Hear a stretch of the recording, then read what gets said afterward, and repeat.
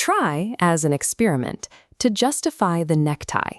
It is a useless, narrow strip of silk, tight enough to be felt all day, and faintly hazardous near machinery. It offers no protection against the cold and serves no practical function beyond announcing the wearer is the sort of person who puts one on. They can only be made uneasy by its absence. The human brain possesses a strange capacity to file the trivial and the monumental in the same drawer. We grant that same quiet immunity to property laws and social hierarchies, treating them as simple, unexamined facts of life. In The Curse of Normal, philosopher Boris Kriger argues that the most economical form of government is one that relocates inside the citizen's own skull. Power's true masterpiece is the abolition of the argument. It achieves total security when its arrangements feel as obvious and unremarkable as the sky.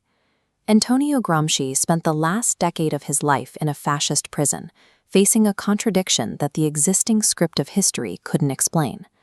Karl Marx had predicted that revolution would erupt first in advanced industrial nations like England or Germany, where the misery of the factory was most concentrated and the workers were most disciplined. Instead, the revolution happened in agrarian Russia.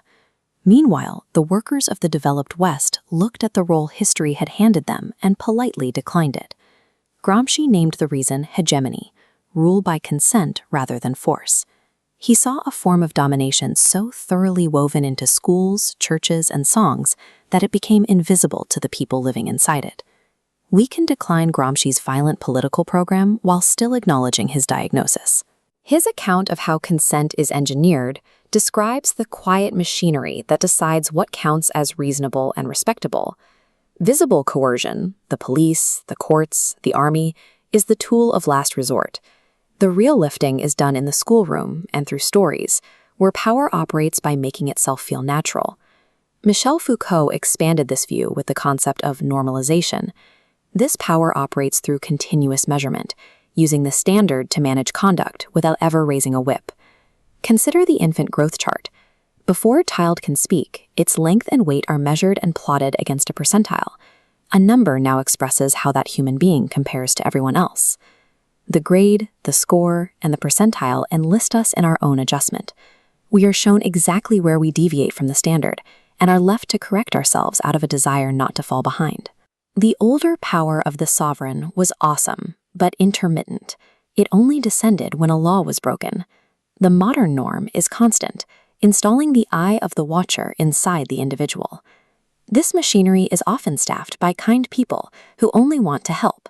Yet its cumulative effect is the production of self-monitoring subjects who treat measurement as reality. The manufacture of the obvious was once a centralized affair, organized by the shared schools and national presses.